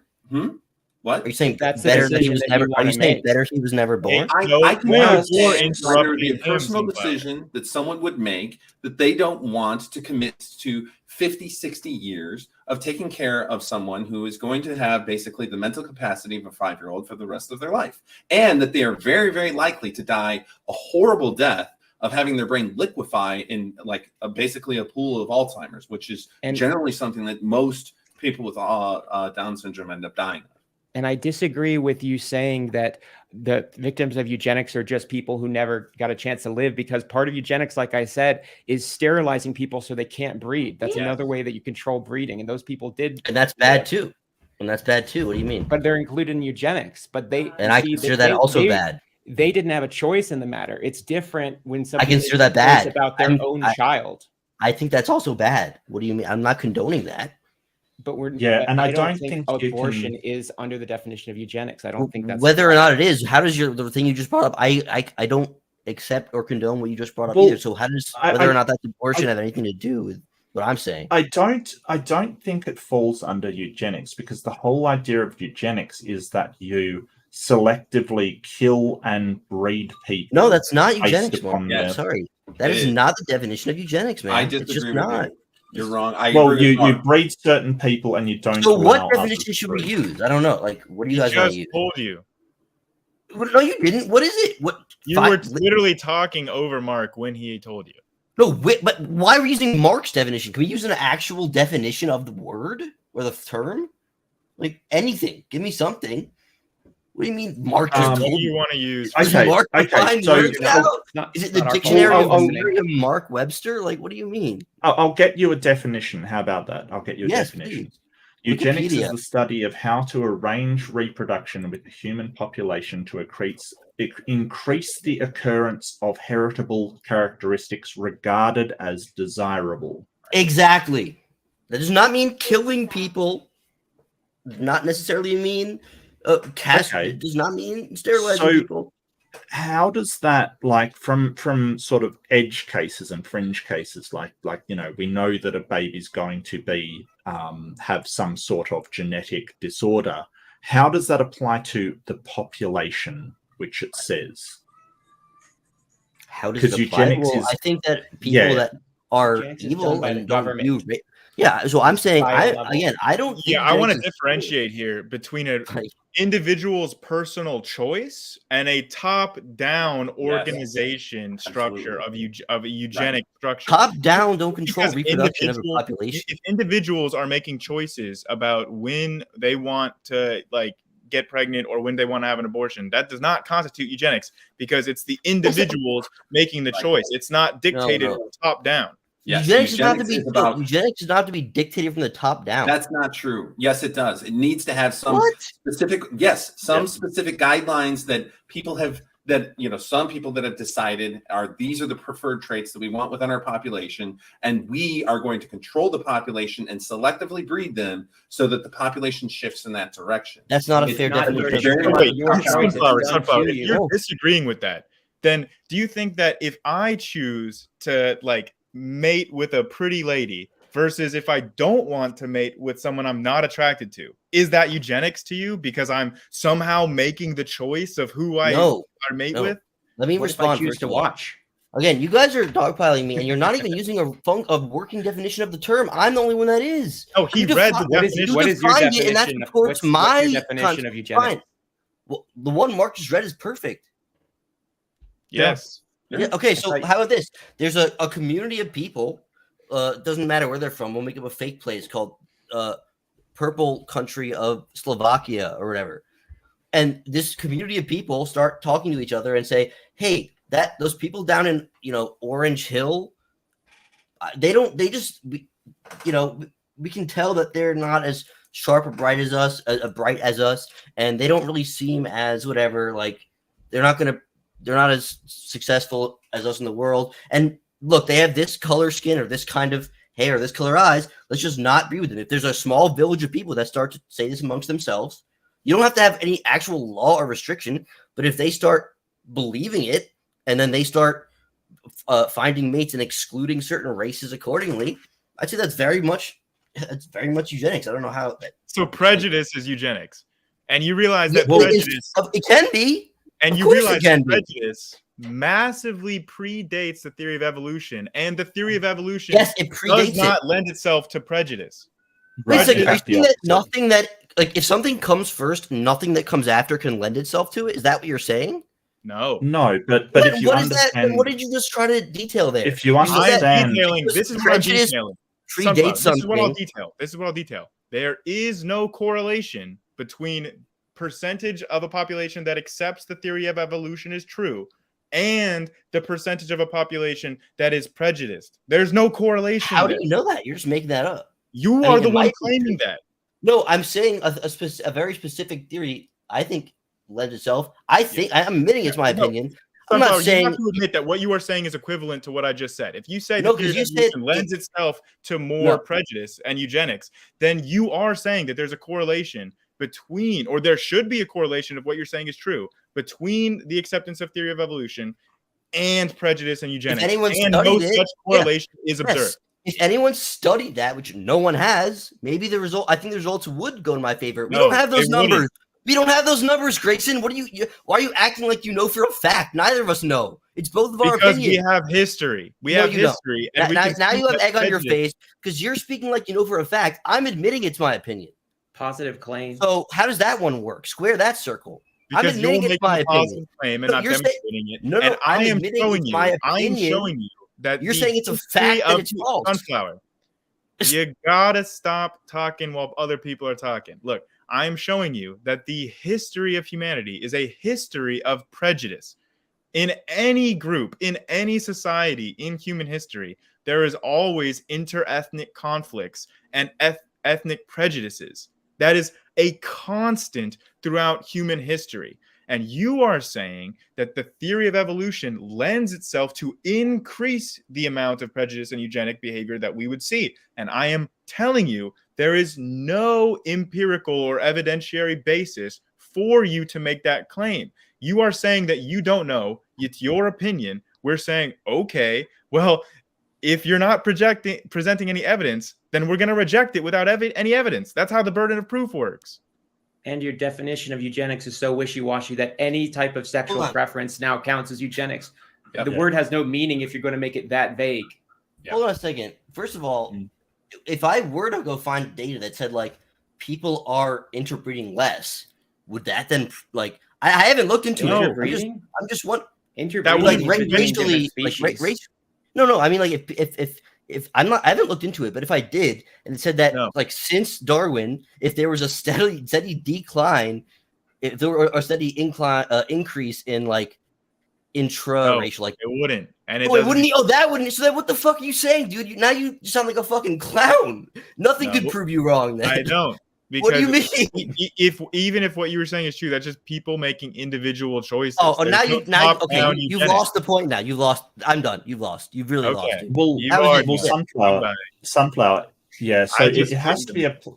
Yeah. It just he agreed with the definition that I got out of Oxford. I think it's a perfectly fine definition. The study of how to arrange reproduction within a human population to increase the occurrence of heritable characteristics. Mark, do you want me to add him back in? I can. It's up to you, man. I'm oh wait, no, he just left. He got mad and left. Oh, okay. Yeah, and sorry, Sunflower. Like, I realize that you're sort of saying, "Hey, that's my opinion," but you're sort of making a statement of fact that Darwinian evolution lends itself to eugenics, kind of thing. So that is a statement of fact. That is sort of a knowledge belief. Or a knowledge claim that we sort of say, well, you've got to back that up somehow. And yeah, we're going to push back on it because you seem to think that if I have some sort of genetic issue, right? So just say I have a genetic issue and I say, well, I'm not going to have children. I'm going to, have a vasectomy and I'm not going to have children because I don't want to pass that genetic problem on to my children, right? That is not eugenics, because what eugenics is, it is messing with the entire population kind of thing. So somebody making a choice about whether to have children or not is not eugenics. It's when the population is looked at, usually from above them, some people determining who mates with who or who does what. And then or the population itself going, hey, we want a genetically superior person, but it has to be the entire population, because single decisions within a population, sort of evolutionary speaking, is just sort of a blip on the radar. It just doesn't really influence the way that a race is going or a species is going. And so it has to be. Yeah. Yes. I was going to say, practically speaking, yes, it would be true if it was the entire population making those decisions. But what we saw in the early part of the 20th century is that it was a select group, few people making those decisions for everyone else. And that the key part of your definition is the arrange part. Someone has to do the arranging. And so therefore that's eugenics. Like that is, it's happening at the population level, and you have at a minimum a select few making that decision and arranging the population to selectively change the genetic milieu to what their selected preferred traits are. Okay, I think that this is hilarious. He's posted in the chat that apparently from the NIH, he says the definition is eugenics is the scientifically inaccurate theory that humans can be improved through selective breeding of populations. Yeah. Sure, I would agree. Totally scientifically inaccurate. If he's admitting that in the definition it says it's scientifically inaccurate, then he is admitting that the scientifically accurate theory of evolution does not lend itself to the scientifically inaccurate theory of eugenics. I was eugenics. thinking that earlier. Like, if you want to say why is eugenics incompatible with Darwinian evolution or evolution in theory, one is scientific and one is not. Yep. So one is accurate, one is not. Yeah, and sort of, I know we don't have direct genetic manipulation yet, but eugenics doesn't work. In fact, it's incredibly detrimental to the people that do it. So, you know, we can sort of cite all of these cases where it's been detrimental. So why we wouldn't try to aim for sort of direct genetic cures for these genetic diseases, I don't understand why that wouldn't be a vastly superior alternative kind of thing. It definitely would be way better.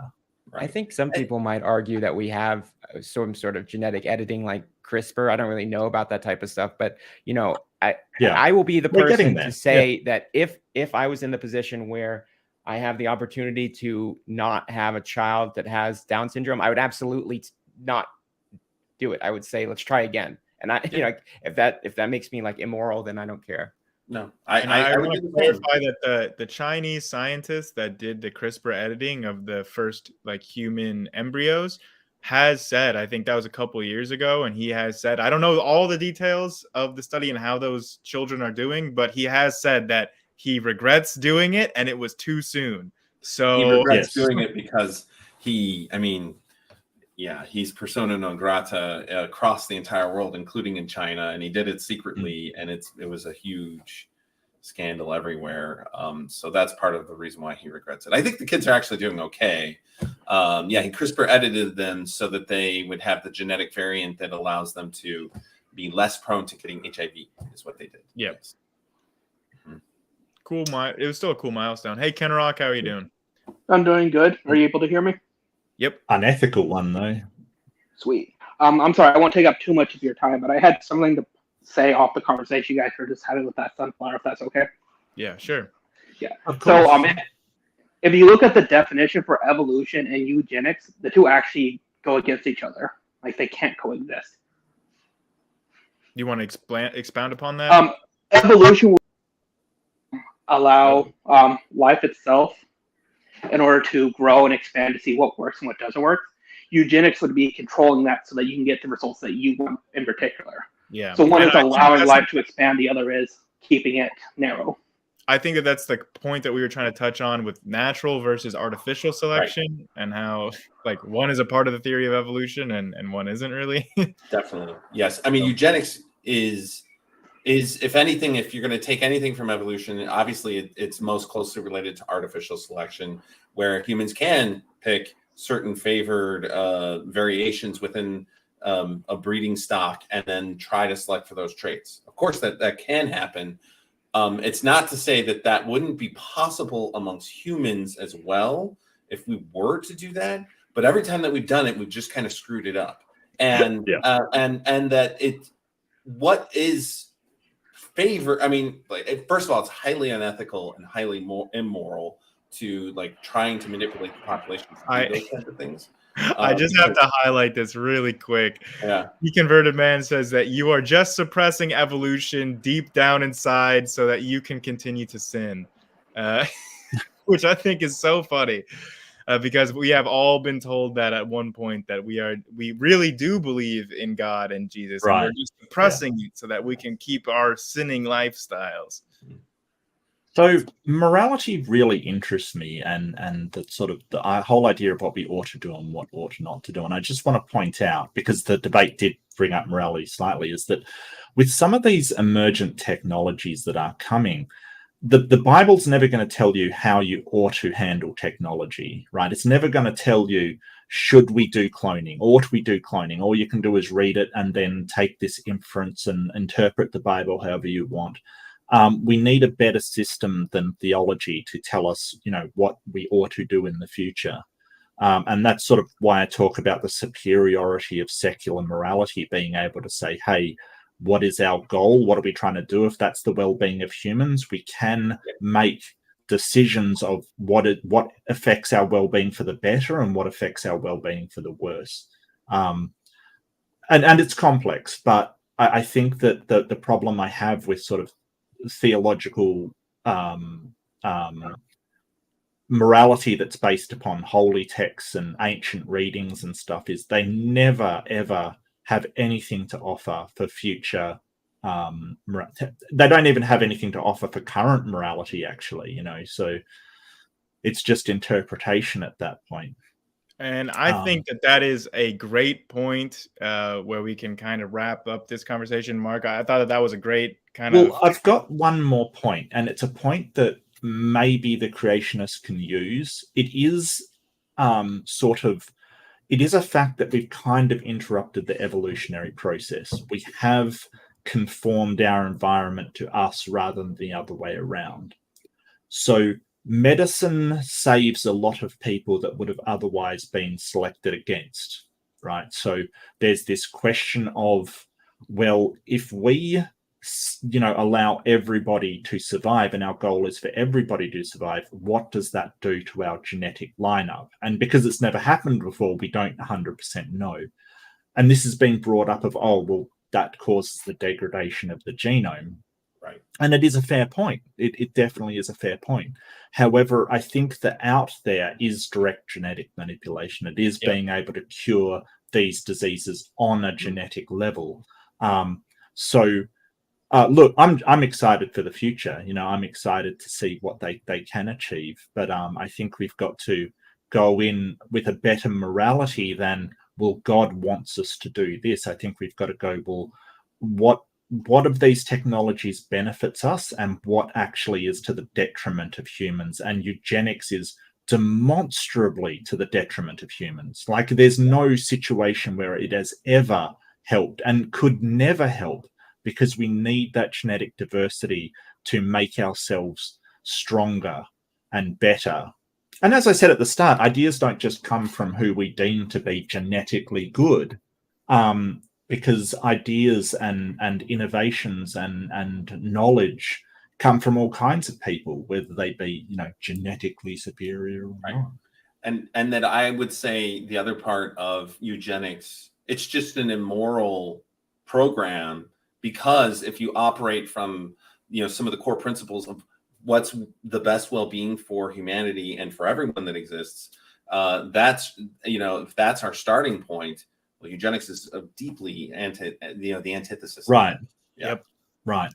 Absolutely. So I think we're all on the same page here. I think that you guys put it a lot more eloquently than I could have, so I won't waste time by rehashing your points. All I will say is that, Mark, I saw Perth was a question on Jeopardy last week, and it made me think of you. So, really? Awesome. Yeah. Awesome. And, said it was like one of the most beautiful places on earth. So our secret's out, where we've been sprung. Yeah, big ups, Perth. Thank you. And so I thought this was a great discussion. It kind of got pretty fun there. Finally, we only had one creationist join tonight. So, come on, guys, where are all the creationists at? Are you guys cowards? Are you running away from the conversation? I think we had, the meeting of the minds tonight. No creationists wanted to come forth except for Sunflower was, let's call it, brave enough to join. Sure. And so good on you. Look. I completely disagree with Sunflower. I respect that if he has a belief, he has a belief, but I don't think he can demonstrate it as knowledge kind of thing. I think it's just his belief based upon, his worldview kind of thing. And that's okay. I think he's wrong. We can disagree. That's all right. Yeah. All right. Well, thanks everyone for joining. Thanks, I Grayson. thought that the debate tonight with Ian Chen, like I said, it's probably one of my favorites. It had me laughing at times. It had me going, oh, like at other times. It had me saying, like, wow, that was a great point that he brought up. So if you haven't checked out Ian Chen's debate, check out the full thing. Tell Ian what you thought about it. I thought he did a great job. And then my debate with Kent is coming up next towards the end of the month. I think it's on April 27th. So that one should be pretty good. It's my third and final debate with Kent. I don't want to do any more after this. This is the end game. This is the third, the finale. This is the return of the king. So everyone mark that on your calendars. It should be a pretty fun and funny night. And I will be doing an after show for that as well. What's the date, sorry? I think it's the 27th, I want to say. Okay. I've got some other debates coming up as well, but we'll cover them at a different time. That's the big fun one that's coming up for me. And then I've got a few more based theories coming up. I got to do my one on the hologram universe and black holes. That should be really cool. And then I'm doing one on the very strange mammals and mammalia forms during the dinosaur era.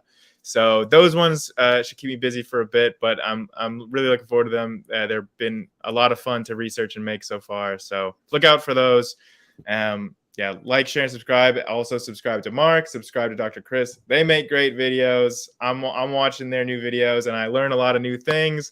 And I think that you guys should check them out too. So if anyone else has anything to add, they can, or if not, I will end the stream.